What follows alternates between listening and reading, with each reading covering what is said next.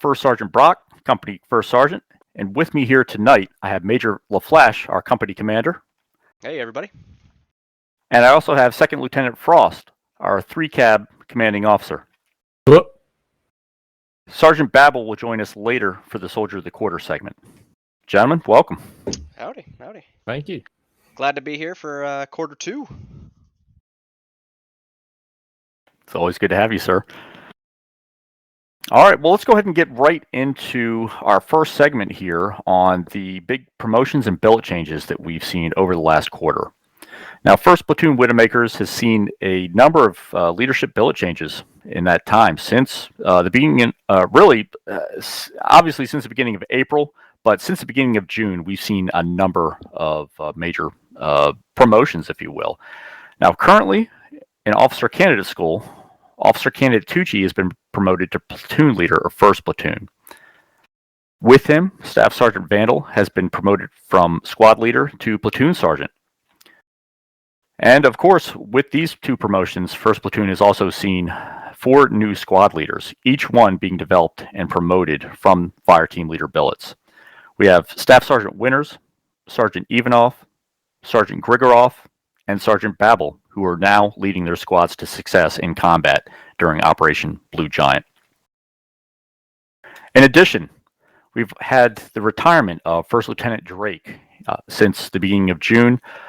He vacated the 1st Platoon Leader billet, and as a result, we've seen these progressive changes.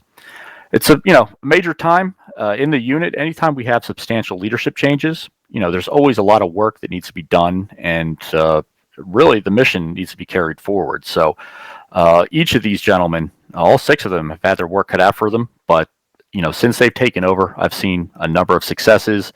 A number of development within the platoon. So I wish them nothing as the best. We will have these leaders on at one time or another in future podcasts. But looking at their work here in the past couple of months, I'm looking forward to racking up some more successes here in the near future. Yeah, I agree. I mean, to have the ability to promote within, it's pretty amazing. A lot of the things that I've always toted was, we play Arma or video games as kind of the fun side, but really we're all about developing people and developing leadership skills that obviously benefit our unit to be out as long, or as I guess running as long as we have been, is 100% based on our leadership that we've had. To be able to have with like Captain Drake now, he retired back in June, as you mentioned, after serving with us for upwards just over 2 years this tour with us, and has led in every role up to platoon leader, and he's done amazing things for us throughout that time. So his service was well missed when we retired him. But then being able to have leadership ready for that next step, because his retirement added a lot of tiers and a lot of movement. Just like when we had, um, Captain Lambert before him, right? We had him jump up. Then Drake had to get promoted from there, and so forth. So same thing here. We have Tucci that moved up pretty into his role, has been doing a pretty amazing job in it. Obviously going through OCS with myself through our OCS course. Unfortunate for him, but it's those that go through the OCS know good chunk of reading. The lieutenant here can protest to that.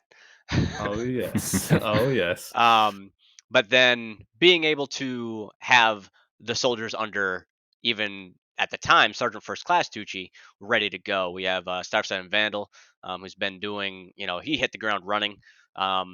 Even the leadership that he portrays is nothing but top quality for not just our video game or our online world, but his background in the military that he has. I'm excited to see him come up on our podcasts in the future.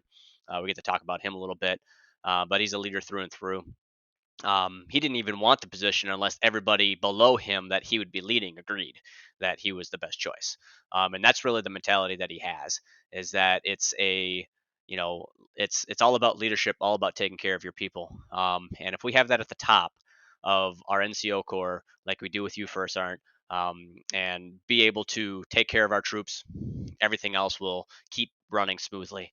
And then being able to have those 4 squad leaders that really run the day-to-day operations for us and do outstanding. But um, really excited for all those changes. Yes, sir.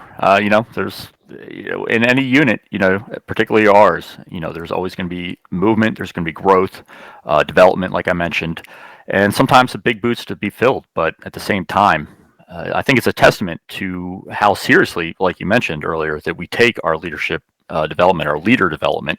That each of these soldiers is able to step up, take on new roles, and grow and progress. That's the thing. We're not No leader is necessarily going to be 100% ready for his job or hers, but at the same time, it's really the level of commitment to the job, to the mission, to the unit that sees us through. And it's coming at full strength here this quarter, or this past quarter, I should say.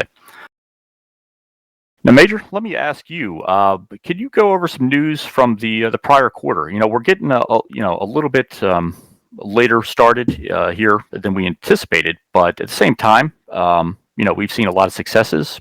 Can you talk about what's been going on here since the last podcast? Yeah. So obviously our quarter 2 range information that we're about to share ranges from end of March, so April 1st ish, through just the beginning of July. Is kind of the quarter 2 that we are in.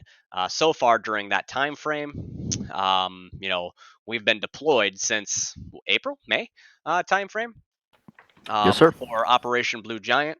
I know in quarter 1 podcast I briefly touched on it, but again, just a reminder. Currently, right now, for Operation Blue Giant, we are deployed to Lithuania as part of a NATO task force. Currently, right now, real time, we are in an island near the border of Kaliningrad, Russia. So it's where Russian separatists and the Wagner Group, those PMCs, have increased their operational area.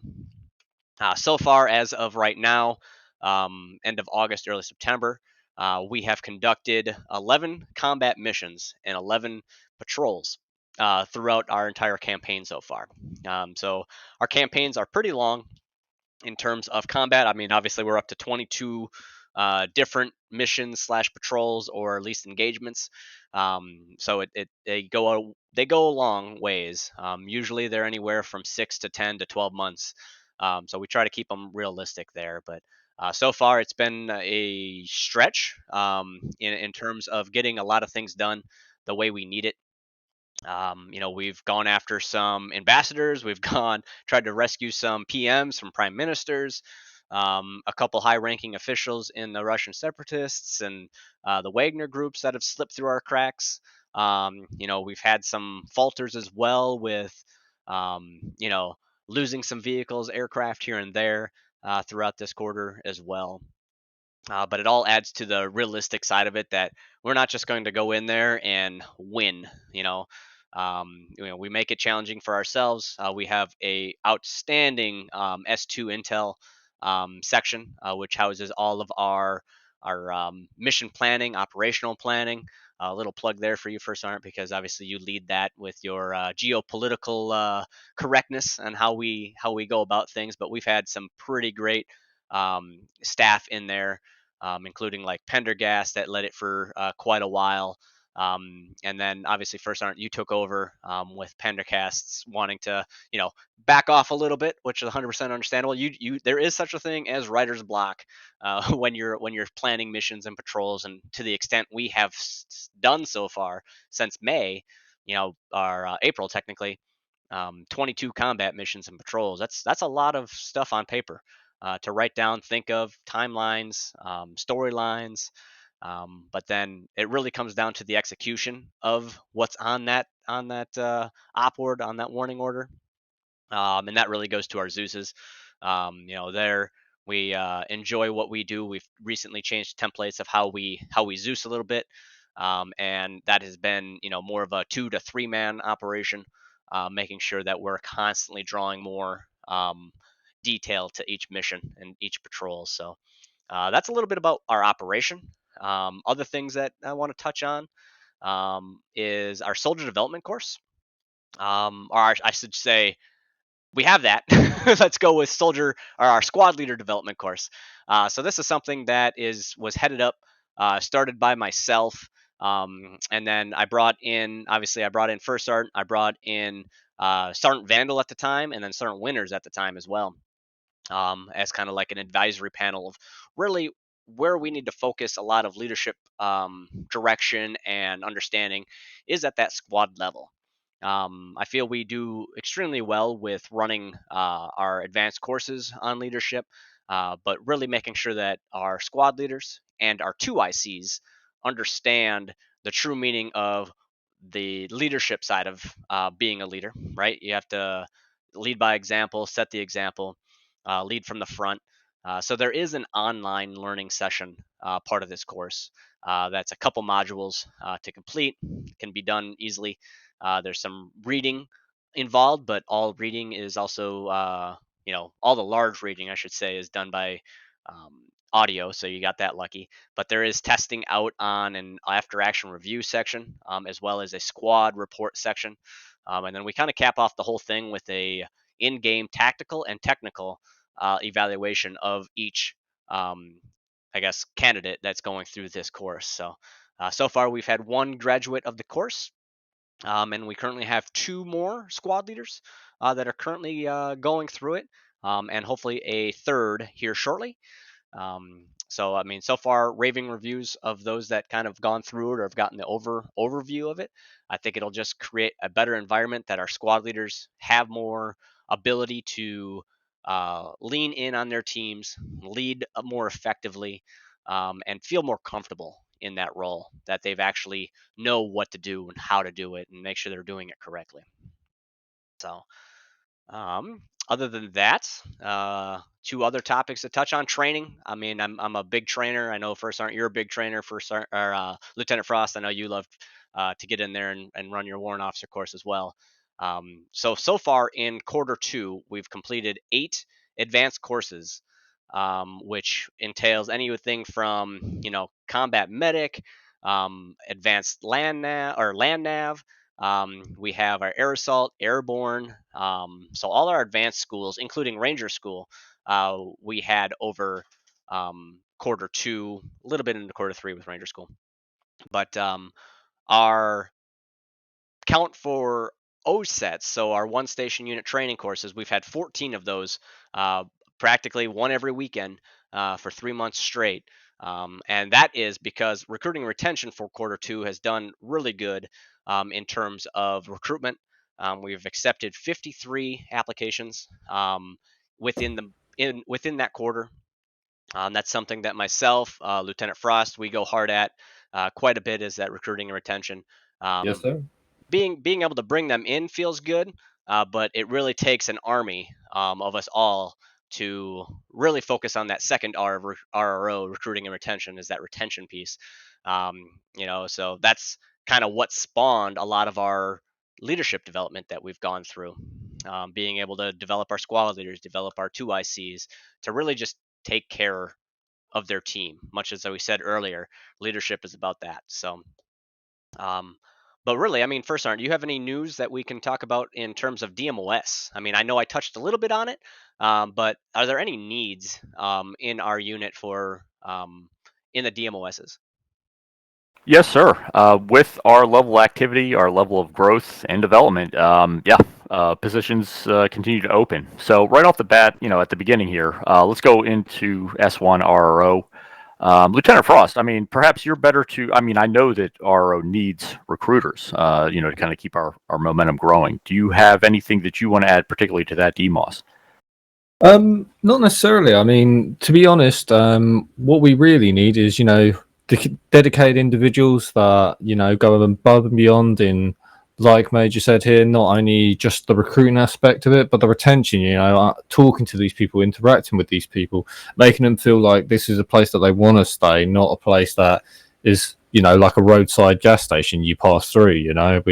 We're looking for individuals that, are dedicated and really want to make the unit a better place for everyone. And yeah. Yes, sir. I appreciate that. In addition, S3 Force Improvement Group is hiring range safety officers. I'm the NCOIC of that shop. We've seen, some people move, from RSO, from a range safety officer up to drill instructor, from there up to drill sergeant as they progress in rank and responsibility, within not only the shop but their squad. So with that, it leaves a couple additional RO positions open.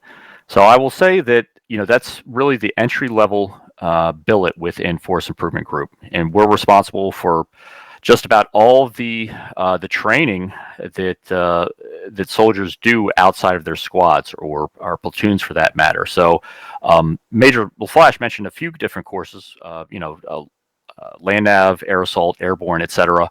That's kind of our bread and butter. We get people trained in Arma. RRO gets them in the door, gets them oriented, tells them what they need to get started here in the unit.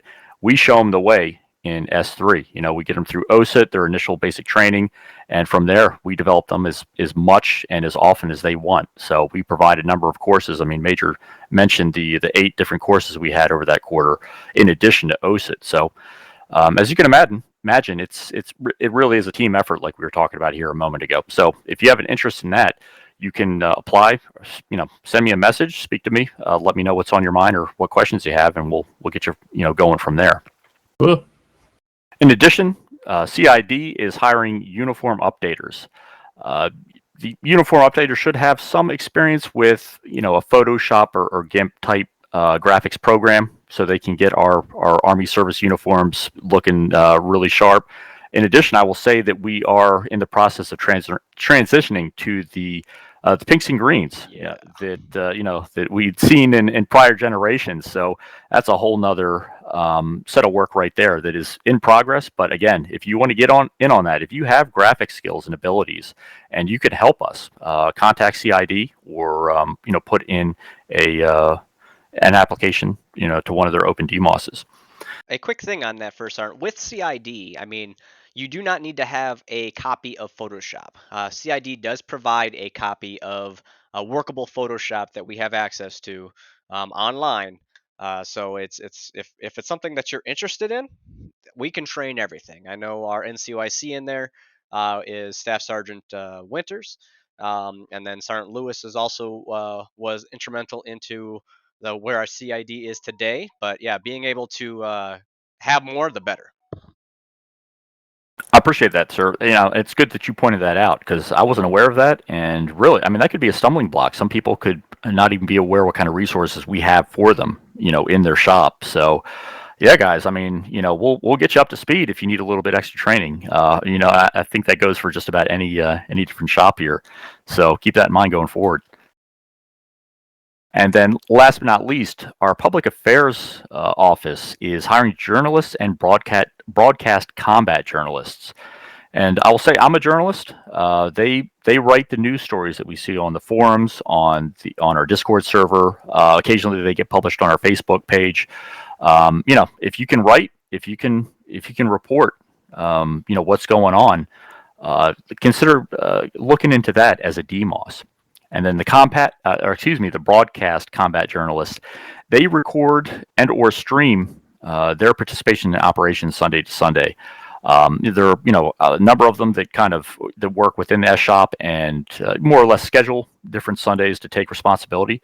But that's one way that just with a little time, a little extra memory on your hard drive, that you could contribute to the unit. And by all means, I mean it's important. People go to YouTube, they go to Twitch, they see this stuff, and just about everybody we've had recruited into this unit who's enlisted this past quarter has probably seen some of us online in one of those venues. It goes to say, where are you watching this right now? There you on our have it. YouTube channel. How'd you have hear about it? So I mean, public affairs is extremely important in terms of kind of our presence on social media. As you mentioned, a journalist. I will point out as well, both these positions that First Sergeant just talked about is the lowest rank you can be to get a DMOS is a private second class. So as soon as you graduate basic training, you can apply for this DMOS and hold any of those 2 positions. That way, you're at least providing to the unit.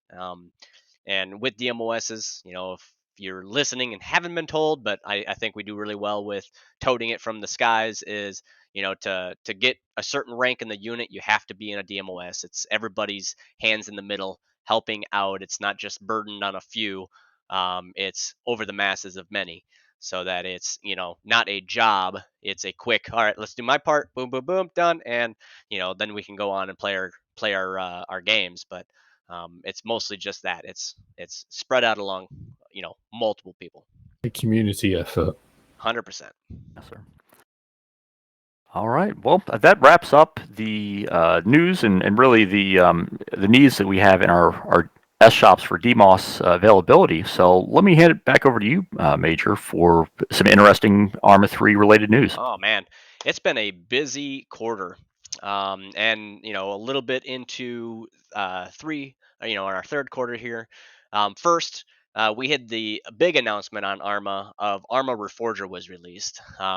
Any of you get to see that video that I remember where I was when I watched it. It was kind of one of those videos that you got to remember what you were doing when you see the countdown clicker, right, and you're like, oh, they're going to be releasing this video about the future of Arma. And you literally kind of, if I was at work, I took my lunch and went out into my vehicle to watch it. I got to actually watch it while I started watching it. It's a pretty long video. I started watching it while in the car wash because I was like, well, I gotta be out here for a long time because I want to watch this video. And so I literally went to the car wash to wash my truck, and then I sat just phone on the console while while I was going through a car wash. And wow, I mean, it's a amazing like advance. We talked about Arma 3 and been in Arma 3 since the start. We transitioned from Arma 2 to 3. We've and seeing that they are at least doing something to get towards that coveted Arma 4 that we've all been waiting for, new engine, and that's kind of what Reforger is about. Everything that you hear, it's still in its alpha stages. It's early access, so it's not like all mind blowing everything, but it shows that experience. The Reforger itself is just an experience of an authentic Cold War combat. So you're able to join in, and really, it's the map that's there right now is a 500 or 51, sorry, 5100 or 51 kilometer. There it is, mid Atlantic island. So you can take your role of trying to go through that entire thing, or again, you can kind of go what they call a game master, or really in our terms, Zeus, right? Is really what that game master is, and kind of create your own scenarios. But early access is open as of I want to say they got released back in what time frame? I want to What say was that? May. May it was. Right. Yeah. Yeah. So it's been open since then. There's been quite a few updates to it. Currently, right now, so it is open on Steam for currently about 30 American or euros, 30 euros with today's exchange rate, or 25 pounds. If you're British, right? You have to have your own, but I guess America Yeah, has of their own course. too. So Of course. Special. um, that we are. But I look forward to being able to see where Reforger grows to. We've been asked if we were going to expand to that. Currently, right now, that is not in our scope of expanding and leaving Arma 3 to take on Reforger, as it is a Cold War style. Obviously, there will be mods brought out, and there's obviously consistent updates to the platform of Reforger. But right now, we're going to stay put with Arma 3. See where Reforger comes out. We still play it here and there as a fun side gig. Maybe do a fun op night on it, or just a standard whatever day to go play around and check it out. But even Bohemia has stated that Reforger isn't the end game for them. This is a section of Arma that allows them to test out the new engine that they're on, test out everything that they've been working on for the past 5 years in a open flow game, get some testing done with it to be able to really perfect, and have Arma 4 come out strong. So I find that very respectable and awesome. I mean, there's been some comments made about, oh well, reforger's not the best. It has, if you look on like reviews, it has just under 6 grand, 5,900 reviews, and it's mixed. But Arma has come out and said what their intentions are. So I mean, I would rate it a positive overall. Just being able to get in there, play a little bit, see where the game has function going graphic wise is amazing. So you guys have any thoughts on it? Have you played? Yeah, Gotten out there and played on it? yeah, I've actually played quite intensely of it. I got it when it first was completely announced. Me and a couple other sergeants and corporals in the unit, we were foaming from the mouth, to say the least. When we saw it, we obviously instantly hopped into a multiplayer game. It's really solid. I mean, the movement, the gunplay, just the whole scenario is brilliant for a Cold War game. And if this is what we expect we expect for Arma 4, then I'm all for it. Yes, sir. I mean, I bought it. I think I was a day late, so I got it the day after it came out. But yeah, I got in there. I went into Game Master and just started kind of putting together little, zoo scenarios, if you will, just to test the mechanics, kind of test, the weapons, the AI, you name it. And yeah, it was exciting. I remember I at least watched the first hour of the stream online before my wife came home. So, Household 6. yeah, you know how it happens. Things happen. But anyway, that's the thing. It's, a lot of people dropped off pretty quickly, and I'll say I did to an extent too. I mean, I still go in and kind of take a look here and there, but I'm not playing multiplayer yet. I'm not playing online with a lot of people. Just kind of looking at the mechanics, looking at the functionality, and just kind of gauging, what the next step's going to be. We'll see here, but it does have me very optimistic for Armor 4.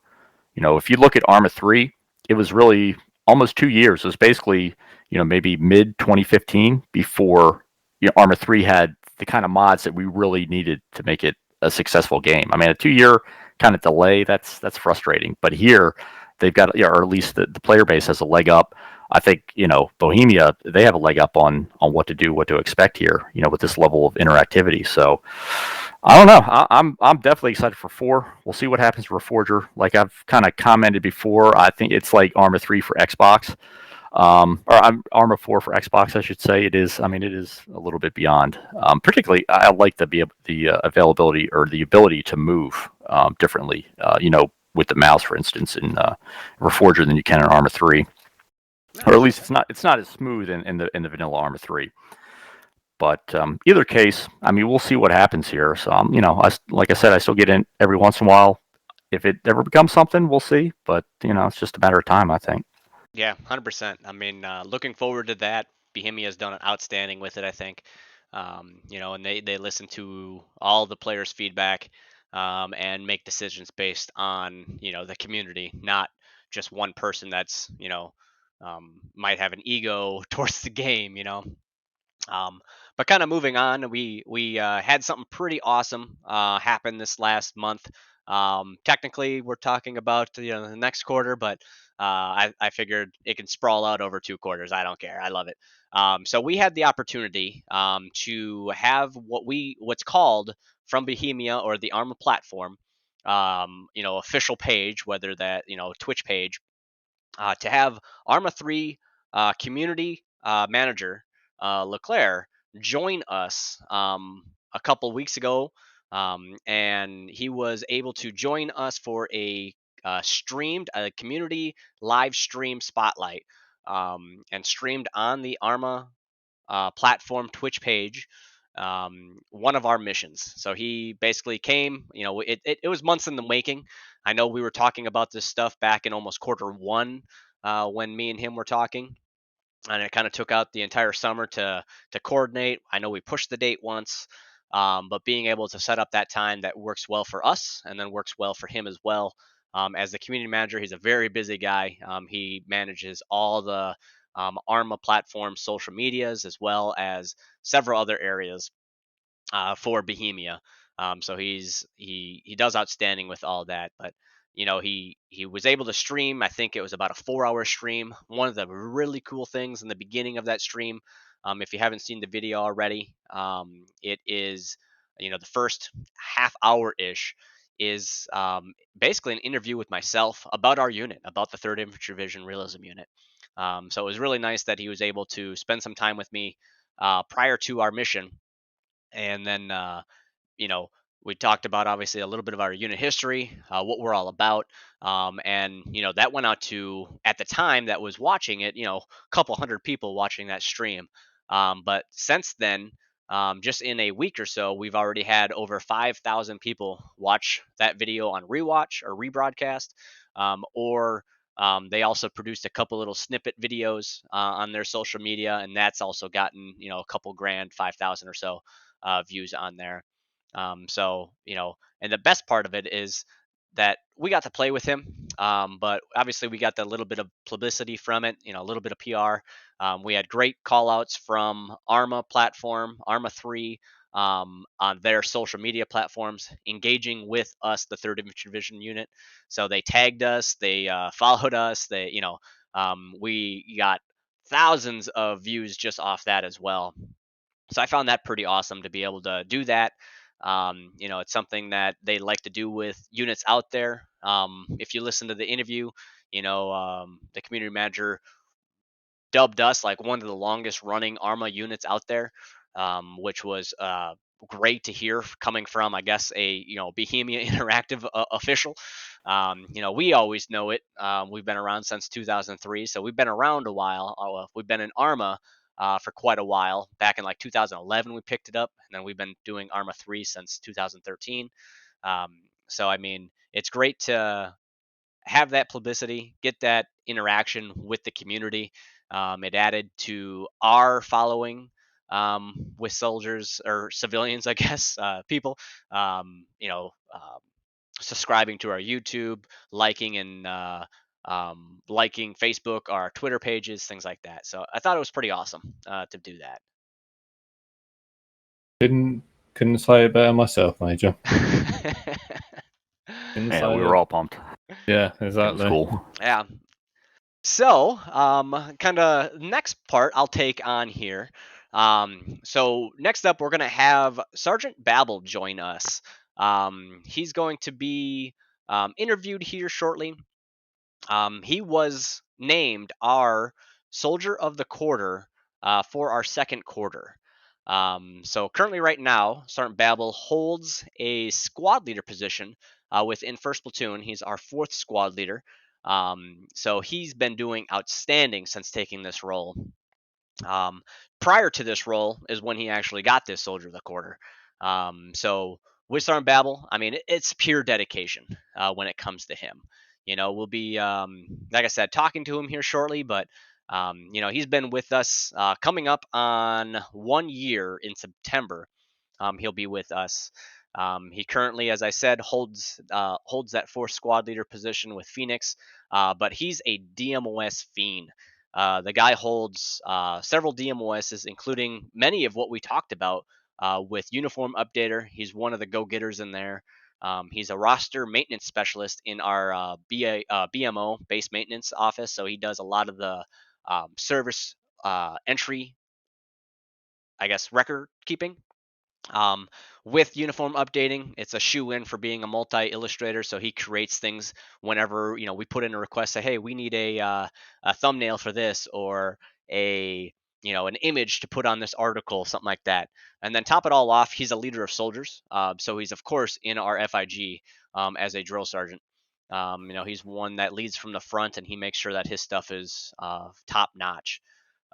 One of the most impressive things that I think goes with Sergeant E.Babol is that what time, first Sergeant, for you, what time when we do our operation on Sunday is it for you? It's local time, Eastern. 3 p.m. All right. Yep, that's So it. that's pretty easy with us in America. Frost, though, you're in the UK. What time is it for you when we do our Sunday 3 p.m.? So it's 8 o'clock in the evening. 8 p.m. Not too bad. Have a nice long day and be able to, you know, sit down, have dinner, and then get on, play for a couple hours, go to bed. Well, not Yeah. in your case. Yeah, but You're it's not always going to not bed. bad. You're up for a little while. Yeah. But for Sergeant E.Babol, it's like 2, 3 a.m. in the morning. For him. Dedication. That is 100% dedication to have a soldier like Sergeant Babel here. And that's really, I mean, the soldiers that have that type of dedication. We had that with retired Captain Lambert, who lived in Australia. He was getting up at 4 a.m. To do the 4 a.m. Monday morning. So before even school or work on a Monday. And that's exactly what Babel does, the same thing. So on our, he does his squad drills at 4 a.m. in the morning on Sunday morning. Not too bad, kind of the weekend. I don't know, I would be able to do that.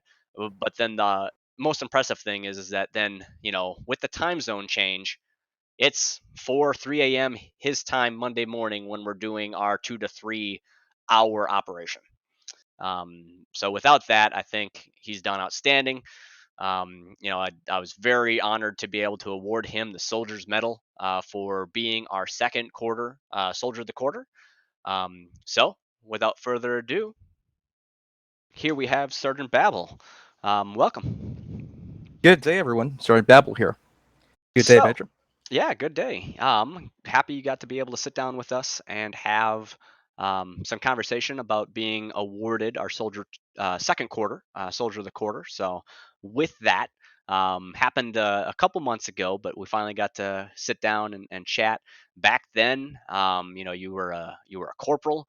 So you're on your second tour. You joined us for this tour back in September of 2021. You were assigned to Fourth Squad at the time. And currently right now, at that time you served, I should say, as a fire team member, as well as a combat lifesaver. When you were awarded the Soldier of the Quarter and your Soldier's Medal, because of being a named Soldier of the Quarter, you were a fire team leader, which you held from that point of April of 2022 to when we awarded it to you at the end of second quarter. So throughout your time, though, you've been very passionate about our unit, dedicated. As I keyed you up a little bit with the time difference that you serve is top notch in terms of the amount. What is the actual time when we start at 3 p.m. Eastern? What time is it for you? That's going to be 3 a.m. my time, Major. 3 a.m. Wow. And that's, I referenced a little bit about Captain Lambert and how he did the same thing living in Australia. And you can see how far Captain made it prior to his retirement. And the amount of years he served with us. And honestly, you're right there in that same track. Prior to Lambert, we had Hardy. Hardy was another officer in our unit that's lived in Australia, lives in the really anywhere in that part of the world. Doesn't really line up too well to be in our unit, being that we're a American-based unit, and just the Mhm. dedication and excellence that you have to do to just be in our unit, yet alone for the last 3 months of being able to become named Soldier of the Quarter to beat out all your fellow soldiers for this honor. I think we nailed it right on the head with this selection. So I do want to kind of sit down a little bit here and talk about you. We want to know about now, since being given Soldier of the Quarter, you're now an E5. You got promoted to sergeant, and as well, you now actually lead fourth squad. You're no longer a fire team leader. You got promoted to lead fourth squad Phoenix, and since taking on that role, has been doing an amazing job. Like, if we could give Soldier of the Quarter twice, I think you'd be nominated for it for sure. So, Thank you. really, tell us a little bit about yourself. Absolutely. Well, my name's E.Babol. I'm 29 years old and is born and raised in the Philippines. So basically, by profession, I'm a country manager of corporate training for basically a U.S. company who have outsourced their operations here in the Philippines. So that means I come and work in the office at night and go home in the morning to match that U.S. hours or the U.S. hour itself. So this setup here, fortunately, enables me to participate in the 3rd Infantry Division squad drills on Saturdays and our patrol and operations during Sundays.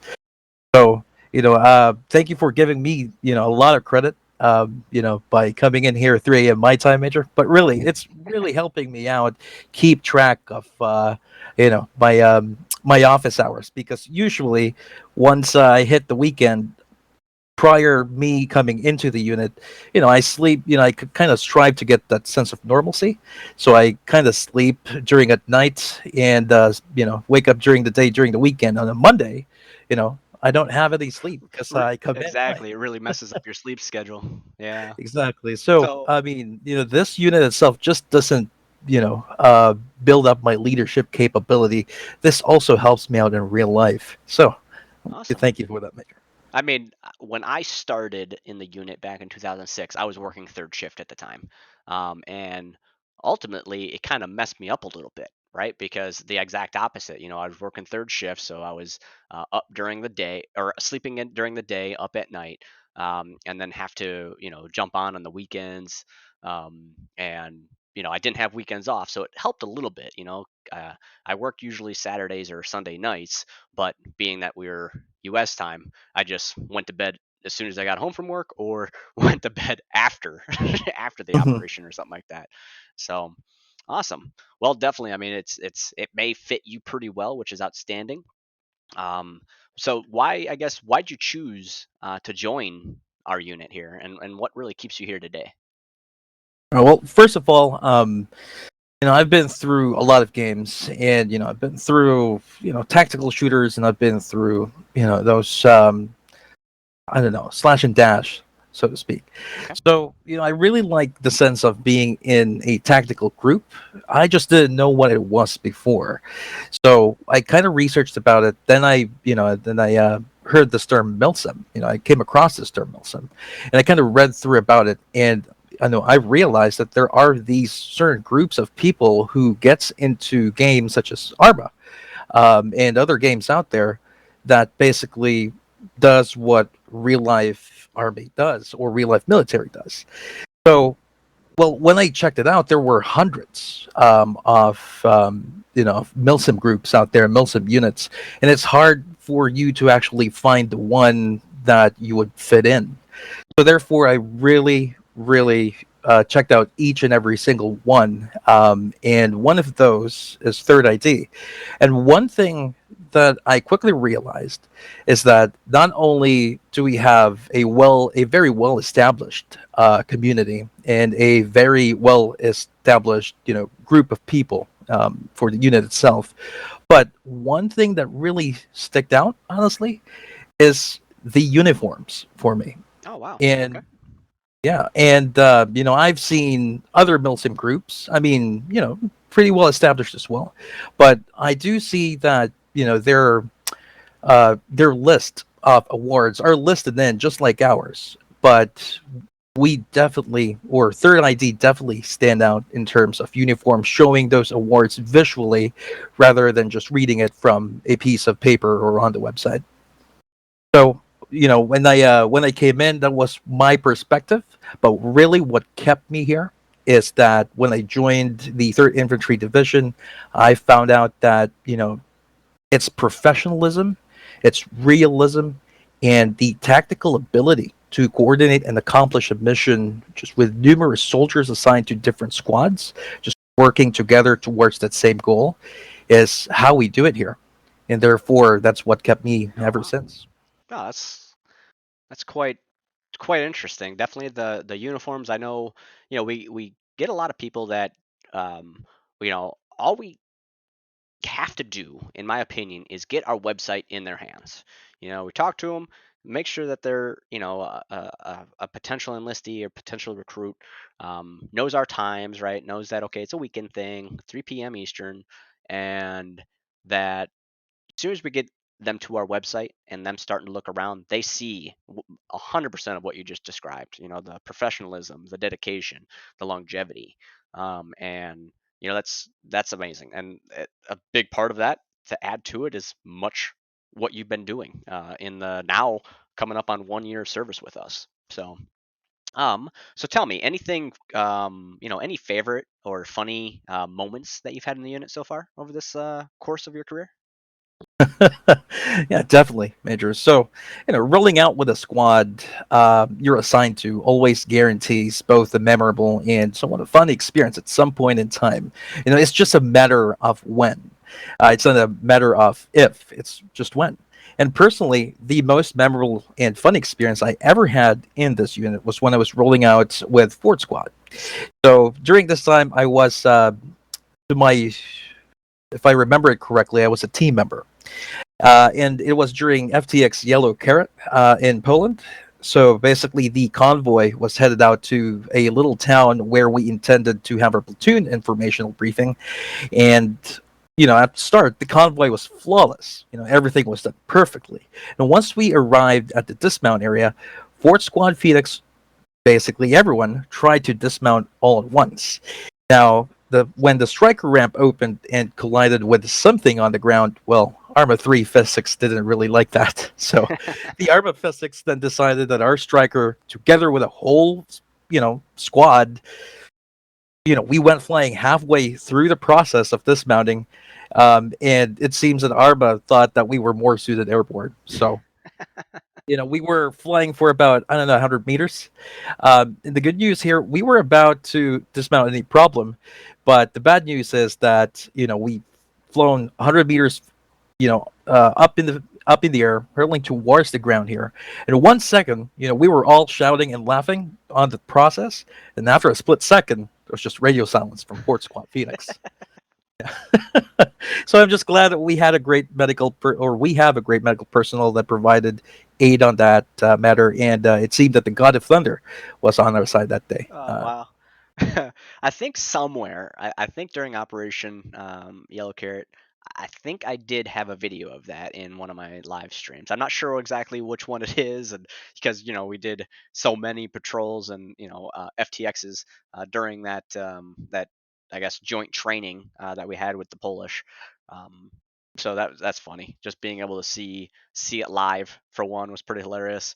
Um, another one I recall is I believe it was Fourth Squad that was following our way markers and drove into a river. What didn't look like a very big river. It looked like more of a stream. And they ended up getting stuck and everybody drowned. I think that was another one that happened during operation or during the FTX Yellow Carrot. So moving on, I guess, what advice do you have for your fellow soldiers? Well, that's interesting. So, I mean, it kind of depends on the advice that one would give. Is it in game? Is it out of game? But the advice that I'm about to give is not really bound by what we do in the unit. This advice is a principle that everyone could follow in everyone's daily lives, no matter who you are, what you do, and where you are. So, my advice is to everyone is just always do your best with everything that you do. If you're about to commit to something in your life, if you're about to do something, and you, pardon my French here, half-ass it, well, better not do it at all. Save your time and effort towards the things that you would really want to do, which you truly care about. The human lifespan, it's too short to waste. We all know that. So make sure to spend your time towards what you are passionate about and strive to be the best at it. Nice. That's really good advice. Being able to, dive 100% in both feet, not tippy toe around something, and really just dedicate and honor your commitment. Do what you say you're going to do, and do it right. Exactly. So as we are a U.S. MilSim unit, we have Army values. So we have 7 of them that literally spell out the word leadership as an acronym. But what value do you think is most important to you? Right. So now that's a tough one, Major, because again, like you said, there's 7 of them. So if you are to choose one, and if I was to choose one, personally, I see, again, every single army value equally important here. Missing one of the 7 army values would cripple the entire objective on what all the army values are trying to achieve. So with that, if I had to choose one as the most important army value among the 7, I would choose respect. Because without respect towards yourself or others, you wouldn't be able to achieve what other army values are trying to achieve. So you have loyalty, duty, and selfless service. Those are only achievable if you have respect towards the cause, obligation, and the responsibility that you are committed to. While you have honor, you have integrity and personal courage, And you are basically, these are only obtained if you have a deep sense of self-respect. So respect is the first thing that you are taught at home. It is the first thing that you're taught at school, and it is the first thing that you are taught in your life. So the reason behind this is that everything starts with respect, and with that being the 7 Army values, I would want to choose that, Major. Okay. Yeah. I mean, out of them all, I mean, you have to, respect is earned as an individual, and then as that same individual, you got to show it always. So it's a twofold system to where you want to make sure that you're living the proper life and your character is correct. That respect is an easy thing to give to you, and usually, if that's the case, you're constantly the one giving that same respect prior to even receiving it. So, really good. Um, Really great. so kind of have two more questions for you here before we wrap up. But what motivates you as a person?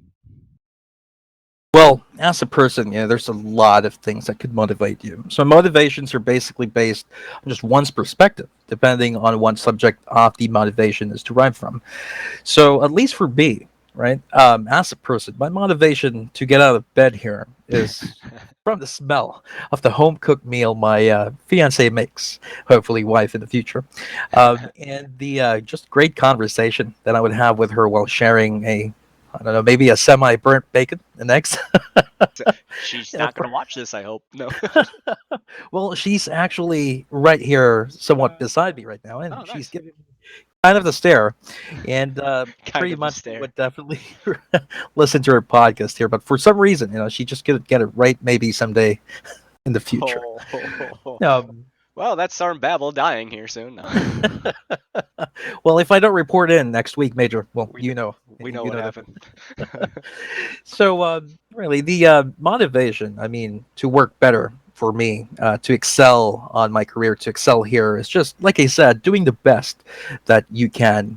When the weekend comes around, I'm motivated to get up from my warm, comfy bed late at night to slip on my combat boots, put that vest on, pick up that M4 rifle, and roll out with my squad. So, I mean, you can't be motivated to do something that you yourself do not want to do. Therefore, my motivation here is just derived from the things that I truly care about while taking life one step at a time here. And, as you can see, one of the things that really motivates me is just being with the lads here, with my squad. And, they're fun to be with, and not just them, but the whole unit itself. The whole unit rewards you for doing great. And the best thing here is that what motivates me within the unit is that the leaders see that see what you do, and they don't take it for granted. And therefore, each and every soldier here has high morale, and I'm pretty much sure is well motivated as well.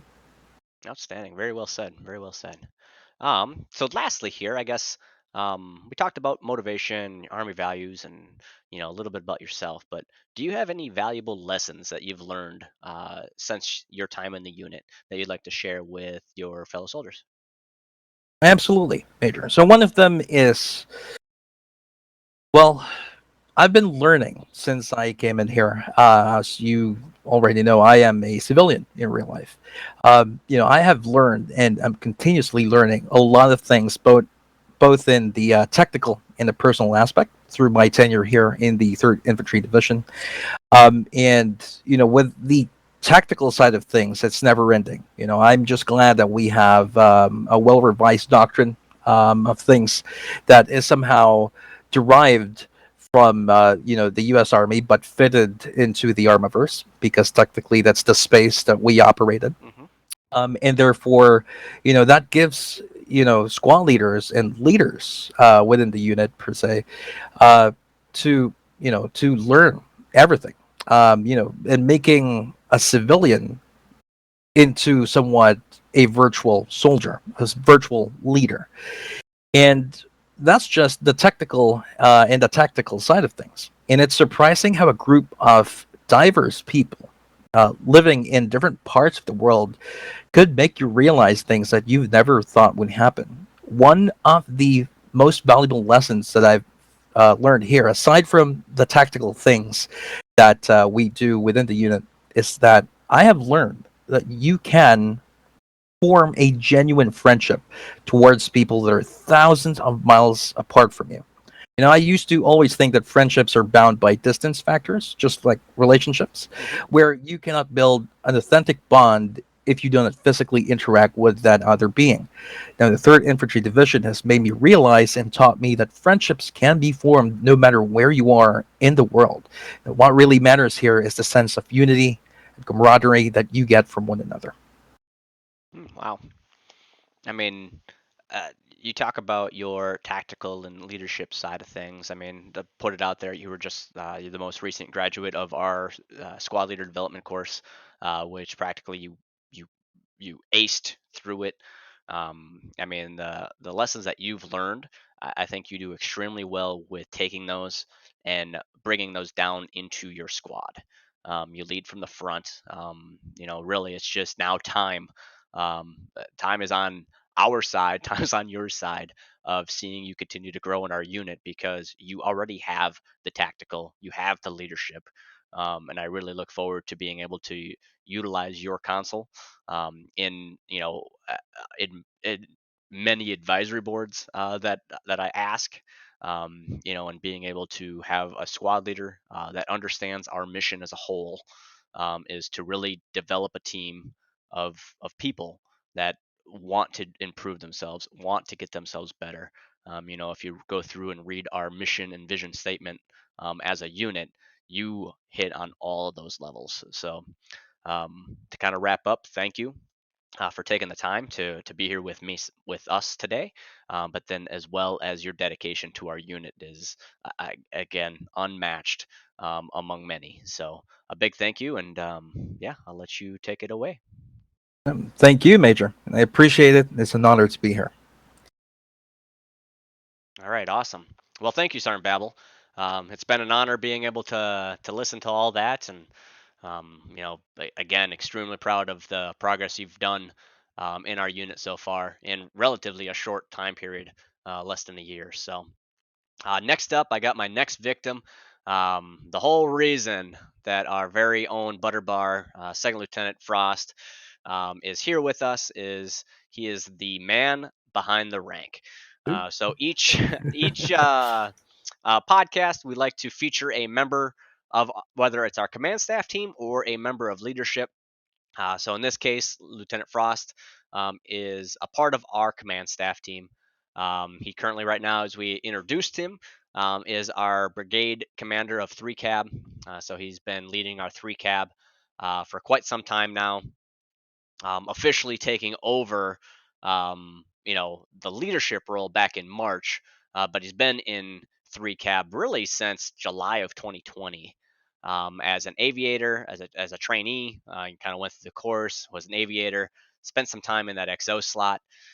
So really, the kind of leadership we need in there, somebody that's been almost every level moving up. Prior to that, he had a good solid year in with our enlisted side of it, as has really been with our unit since 2015. So we can kind of jump right in, Lieutenant. Are you ready? I Oh, mean, I'm here and I'm ready. Don't yeah. you worry about that. uh, so being here since 2015, I mean it's been a little bit of off and on. We talked a little bit off air about where our unit was back in 2015, but man, 7 years ago, Long and time. It's a long um time. and it's been quite a whirlwind nonetheless. But so what are some of your favorite aspects of our unit? I mean, what do you like the most? What's kept you here for the last upwards of at least integrated with us for the last 7 years? I mean, just from the start, I mean, the base level is the people here. I mean, from the higher enlisted members like yourself here, Major, First Sergeant, down all the way to your regular privates. I mean, the people make this unit what it is. The fact that I can hop on there and I can play not only Arma, but I can play numerous of other games. And enjoy it, have good laugh and banter with them. Absolutely love that. And you know, another point, is the fact of the milsim aspect. We're very professional when it comes to the milsim aspect. We like to strive for being effective, being accurate in whatever we're doing, whether that's training or doing operations, live fire drills, room clearing, whatever you say goes really. But of course, I mean, just one of the main things is just the people. I mean, for me, it's crucial. If you have a place that you always have toxicity in and negativity, well, it drops your doubts and makes you feel like a bad person. But here, never get any of that. Always positive. I love it. Awesome. Yeah, I mean that's right up the wheelhouse of many people. So I mean it's good that we have that environment through and through, from enlisted, senior officers, anything like that, down through our lower enlisted. Um, so getting into a little bit about you. You told us about Mhm. what you like about the unit, but you as a person, um, what type of foods are you into? I'm a little bit of a foodie. I like to eat, but Just um, a little bit. what would you like to recommend me to have? I mean, what's your favorite food? Well, I mean, so obviously I'll go for the standard English thing. I love a full English and a roast dinner. Two essential meals that if Say you what? haven't What's tried. that? So a full English is usually something that you'd have at breakfast, right? And it's a combination of different meats. So you usually have sausage, bacon. You can have black pudding on there with beans, toast, eggs. It's usually all of those mixed into one massive pile of just grease on your plate, as I say. Well, But this hasn't been posted on our food picks port of our Discord before. I'll have to get you one. I'll have to get you one. That, or if I ever come to Britain, I wanna have this. I mean, all that meat. Sounds like Oh, all cheese baconator is what it sounds like. yeah, it's incredible, and obviously, as you probably know, a classic roast dinner. Potatoes, the chicken or turkey, whatever you're having, beef or wherever it may be, and obviously your gravy, pigs in blankets, all of that stuff. Oh my god, it gets my mouth watering just now. Nice. Um, so what is your? I guess when did your mum have you? When's your birthday? So officially, she popped me out in a place called Pembury Hospital, and that was in 1997, the 20th of November, officially. So, ironically, give it 2 more months and I'll be 25. Wow. I know, right? Big boy. Yeah, I'd say all grown up. Yeah, exactly. My mum cries every day about it. So November 20th. Nice. Okay. So I just took a quick look. That's on a Sunday, so we'll be celebrating your birthday with a potential operation or mission day. So that might be, depending if you TPR. I get it for Of your, course. what is that? Your 20? You said it'll be your 25th birthday or 26th Yeah, now? 25th. 25th birthday. So I understand, but after you get past, at least in America, once you get past 21, no one cares anymore, because you can legally drink. There's nothing new until you get to 65, and then you can retire. So that's the next age that you're looking for. That's where First Sergeant Brock and I are waiting for, is that 65 range, so Waiting to that we punch can in that ticket, are you? so we can punch that ticket exactly. um, so every once in a while, I hear a pet in the background when hearing you talk. What kind of pets you have? Oh yeah, my beautiful French bulldog called Watson. I love him to death, but sometimes you just want to. No other expression. Just, Go away! Go away! yeah, Quit barking! You we hear the collar in the background. Like, my dogs don't have collars on ever. We have a fenced-in backyard, and you'll constantly see them in my streams because they just sleep on the futon behind me. And yeah, it's I can't stand the collars. You hear the shaking, shaking, shaking, jingle, jingle, jingle. yeah, I hear it too much, and sometimes I have to agree with you. It does my head in a little bit. Do you have to agree with you there? But they're great cuddle bugs. Oh, 100%. Especially my one. He's nice and small, nice and compact, Oh, I wish. I wish. So obviously we touched on a little bit about where you're from, but where do you currently live? I mean, city in the UK? So primarily, I live just outside of London, no more than a 30-minute drive. Obviously, the benefits to that is I can go up into London whenever I want. Oh. But obviously, the downside is a lot of traffic here and there. Yeah, traffic is so. I'm lucky. I live in a place that there's not a lot of traffic, but I've been out where you were, first Arm Brock this summer, and it was nothing but traffic. Hmm. So, Yeah, it's pretty bad around here. uh, Closer you get to Washington, the worse it gets. yeah, I can 100%. imagine. I drove downtown Washington. So, what kind of hobbies do you have besides gaming, Lieutenant? So, at the moment, I've got two main things. So obviously, like you said, gaming's one of them. Of course, every guy has to have a little bit of a gaming session. I Um, 100% agree. Household sixes don't always agree, but I It 100% agree. is. But I also do things like play airsoft and paint Warhammer 40k figurines, and intend to use them on a dice field, as I'll call it. Wow, that's pretty sweet. So how like so I've had some pretty good friends that have been like model figurine or like airplane painting. How tedious is that? I mean, I couldn't imagine having like is it small enough that you got to like get a little magnifying scope to get the edging like It how can be. It can oh be. my I god. mean, I don't know if I'd have the patience for that. I'd make one mess up, breathe too heavy or something like that and mess it up and I'll be like, I got to start over. oh, I've done that multiple times. I mean, personally, I paint things called Space Marines. Okay. Absolutely love them. It takes me, hours just to do a set of 20 because I've got to file them down. I've got to make sure they look right, then paint them with a base coat, and then start doing details and all this. And obviously, like you said, you sneeze and you scuff it, well, then redo. So it can be quite tedious sometimes, of course. uh, Yikes. All right. So you've been here a while now with us, obviously in our command staff team. What advice do you kind of have to give to fellow soldiers, whether they are brand new to the unit or maybe just joining us, just getting into Arma 3, maybe? Those soldiers that maybe want to enlist with us. What advice do you got to them about our unit or Arma in general? I mean, just Armor in general. I mean, just from that, Armor is a really good game to itch that milsim tick that you could say. There's admittedly hundreds of units out there, but the one that drew me to this back in 2015 was just the actual realism.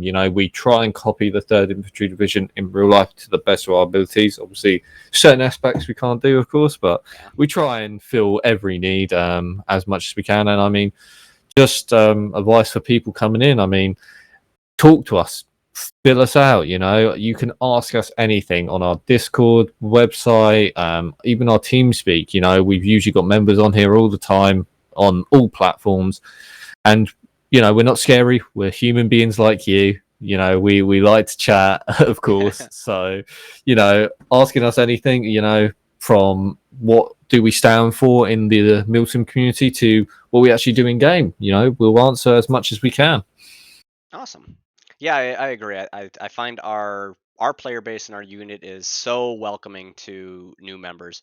We constantly have people messaging, whether it's on our Discord or we see them in one of their recruitment ads, like a looking for unit or looking for a unit type Discord, and just being able to see those new players come in and make sure that our squad leaders, our fire team leaders, our team members in general, open have open arms having them come in so that they can learn the game and we can bring another player into the fold of how to do milsim correctly.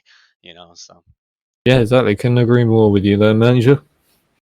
so I guess what kind of music are you into? Like you're 24, so I'm going to guess like Mm-hmm. Nicki Minaj. You could get my twerk on,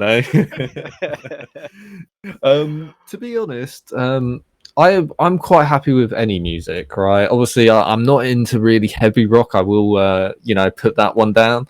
But I like stuff like Chris Brown, Black Bear, A Biggie with a Hoodie. I mean, I could list anyone, but also I like the alternative stuff. Like Blink 182, Linkin Park. I could go on and on. But you know, I Some like of a those wide are getting variety. into like the early '90s Yeah, time frame. I mean, that's when you were a wee, you know? yeah. That's when I was still sucking a dummy, you God. know. So have you had any siblings? Oh yes, I have two amazing siblings. Unfortunately, both older than me, so you know, couldn't be the older Baby of the brother. You know, family. yeah, I couldn't be the bully, as you you could call me. That's okay. I was the baby as well. I get it. You understand exactly where I'm coming from. But yeah, no, I've got a 30-year-old brother and a 27-year-old sister. Okay. A little bit of space in between us, not a lot though. Yeah. Yeah. Not too bad. Not too bad. All moved out of the house, or how? Unfortunately, no. Oh, okay. Well, that's the lifestyle we live nowadays too. So, Yeah, of uh, course, so 21st century. I guess what that leads us into this. What's your biggest pet peeve? Whether it's real life or kind of in the unit. So I'll do two, right? So one for the unit, one for in real life. So real life, I cannot stand when people slap their lips. It's just one of those things I can't do. I will literally thump a desk. I'll just lose it. Now you know what's coming to you. Oh yeah, I mean, you should hear me when I'm speaking to specialist A-Bird. Oh my, he does it all the time, and oh my god, you Now that know. he knows about it, he's gonna do it more. Oh, exactly. I expect a lot more people to do it after this, of course. But you know, unit. I mean, one of my pet peeves is, you know, sometimes me just being a lost lieutenant. You know, I've done it quite a few times. I'm trying to stop it, but you know, there's been a couple times where I get people yelling at me, "Hey, why are you over here?" Got to work on that. Well, it's at least concurrent. I mean, there's all the lieutenants that are lost a little bit, so. Yeah, exactly. Just got to get better at it, I guess. Yeah.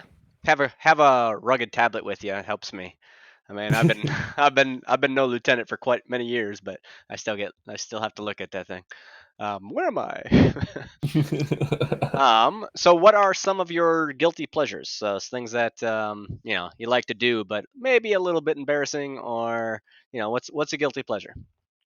I mean, my parents can contest this. I could get them on the mic right now.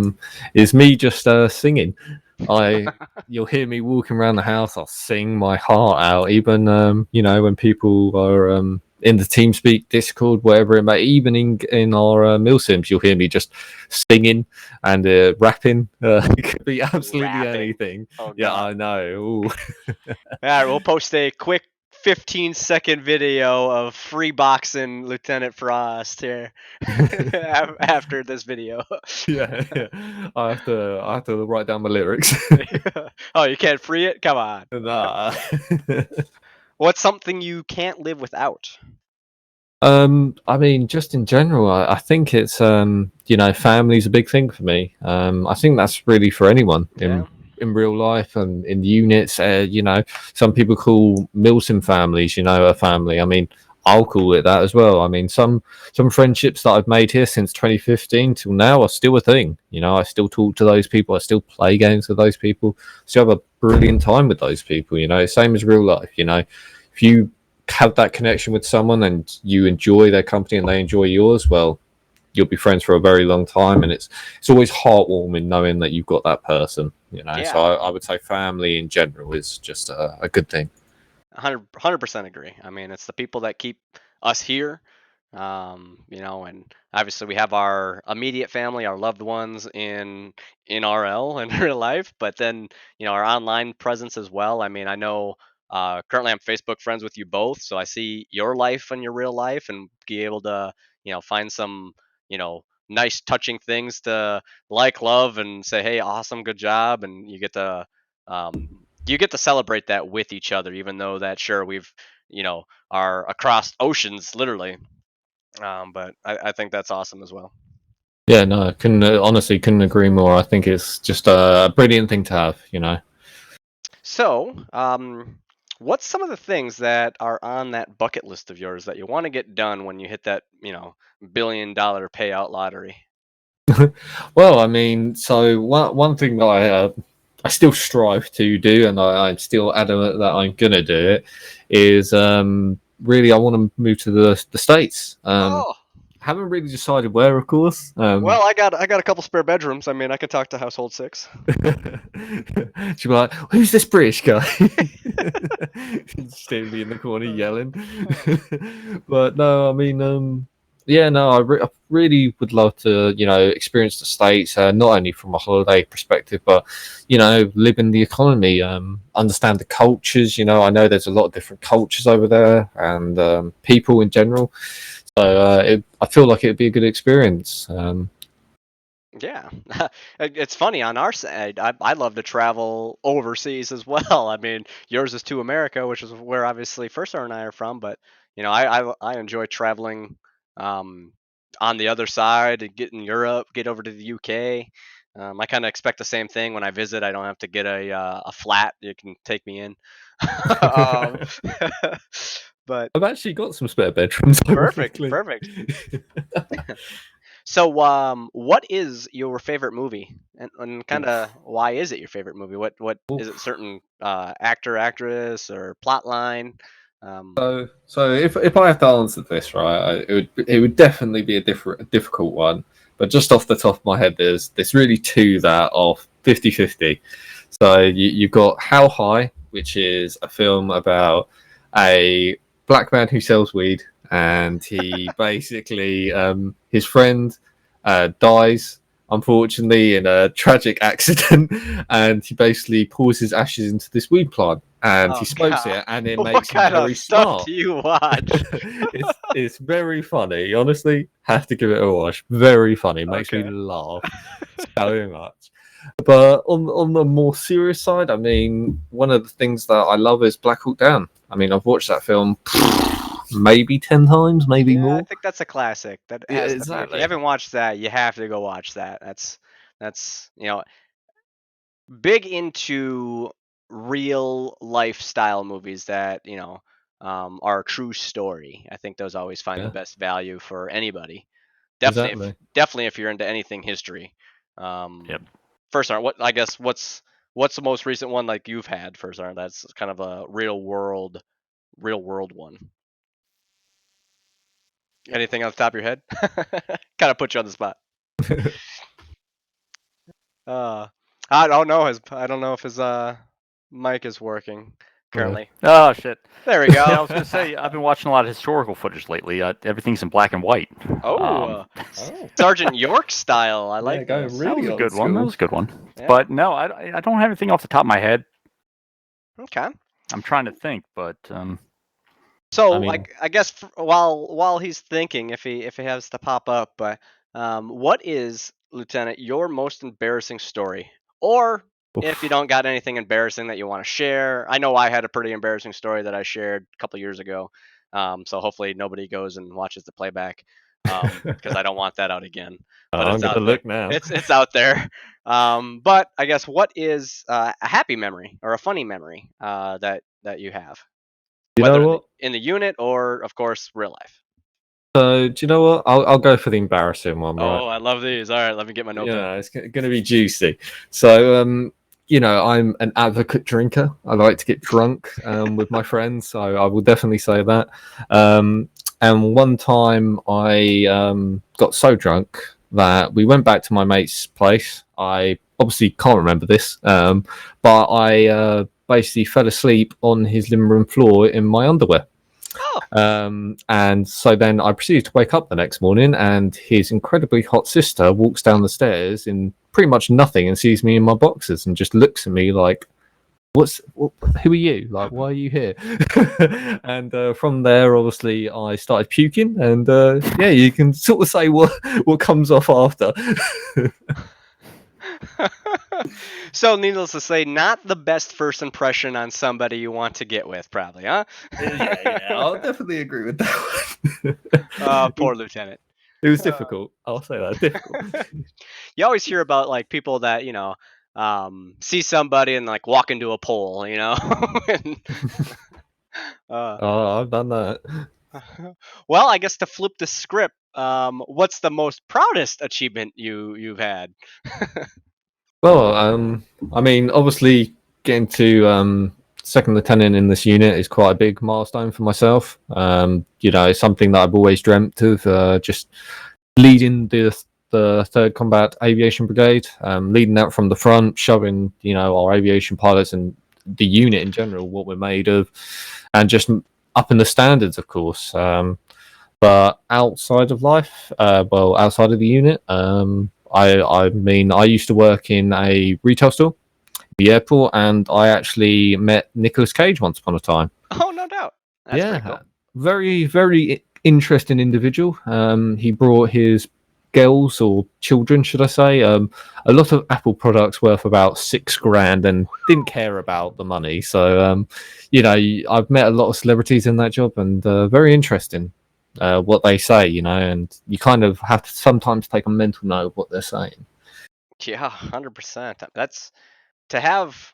I don't know what I would do with all that if I had that much money. I mean, I would like to say that I know what I would do with it, but um, I don't think it would ever happen to where I don't think about pulling out a credit card not caring or a card not caring what the total is. I mean, I've been pretty close to that. Like, obviously, there's nights out and there's big expenses that you're like, all right, we're going all out on this vacation. Let's do this. Yeah, you kind of expect it. But we've been blessed to have a few of those. But to be able to say, well, yeah, let's go shopping, and not care. I mean, oh man, don't. Hopefully, my wife doesn't listen to this because I don't want to ever have that happen. Cha-ching, cha-ching, cha-ching. Exactly. She does extremely well. I'll give her that. Oh yeah, no, of course. But I guess that kind of wraps it up for Man Behind the Rank. Getting to know you a little bit more on a personal level. Obviously, we've known each other quite a while in a command staff. I feel we're obviously a pretty tight knit group between us.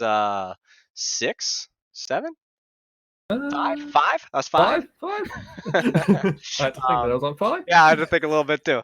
But being able to, have everybody else get to know you on the level that we may, or obviously you have some pretty good relationships with not just your team that you lead, but also our enlisted and infantry side of the unit. You do extremely well with getting in there, throwing some sled every once in a while, and having some fun with the lower enlisted and our NCO Corps, yet still holding the standard of professionalism and what we do as a unit. I think you toggle that line perfectly to have great morale of what you do, and everybody loves to when they see you in the common hall. You're a soldier that they flock to go interact with, and that's exactly what we need all our leaders to be. Present and around so soldiers can, come chat, come BS, get to know you as a person. And that's something that all of us in C staff strive to do, and some of us, include myself, I wish I could do it a heck of a lot more. But obviously, household 6 has me working so much that no, I'm joking. Working to the bone. just being able to get on and do it. I'm love to do it. Just love to. So, kind of on to our last topic that we want to kind of talk about here quickly. To wrap up our quarter podcast here is interesting mods that we've seen over the last couple months. Whether you've tested them out, or have just seen them and they're kind of on your to test list. But I guess if first aren't, I mean, what's some mods that you would recommend? And we'll post these mods in our description part as well. So if you want to check them out, please do. But what's something you've seen that's been pretty interesting for you? Well, Major, I got one right here in front of me. I admit, I haven't tested it yet, but as soon as we're done here tonight, I'm going to get an Arma and give it a. You already have it downloaded. Yeah, that's right. So already subscribed. Yep, there's a mod called Deformer, and it apparently came out end of June or middle of June, and it was just updated a couple of weeks ago. But with this, it looks like you can raise the terrain, basically make new hills, new mountains, whatever you want, and then lower accordingly, so you can kind of get that undulating terrain, that height advantage as you see fit, just kind of laying it all out on on the Eden editor. And I mean, again, I haven't tried it yet. This is just what I'm getting from the screenshots. But I mean, I'd say this That looks sounds pretty. interesting. Yeah, it does. So bear some further investigation here. I So mean, that's one. we'd be able to make our own rivers, our own valleys, our own mountains. I mean, Yep. that would be interesting. It it really. I mean, what kind of, I guess, reviews or I guess it shows you kind of like collection, how many people have it in their collections. Sure.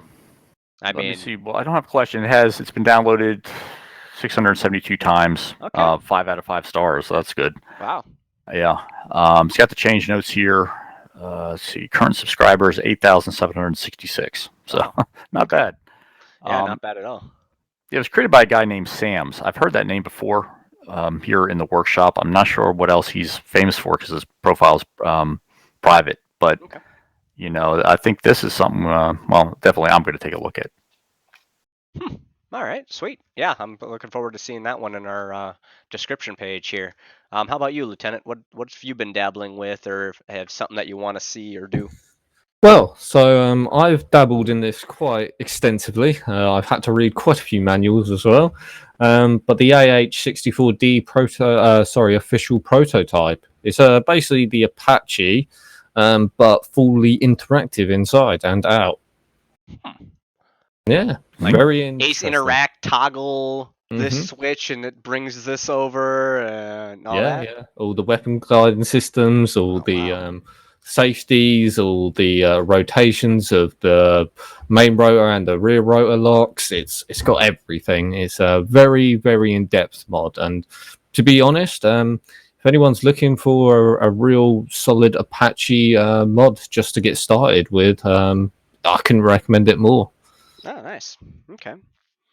Mine, I've been looking at this extended base mod. So I'm one that I like to keep it realistic when we go into a new area, whether it's a new map or a new area of a current map. Definitely those bigger ones that are 10 by 10 or 20 by 20. And being able to build your own fob and kind of make it a mission slash defend your own fob patrol maybe. So this base extend mod, it kind of comes with just all the things you need to equip and put down, whether that's in Eden or your editor, Zeus, but be able to really just, it's an equipment structure mod is kind of what it's for. So Hmm. originally it was posted and released back in 2016.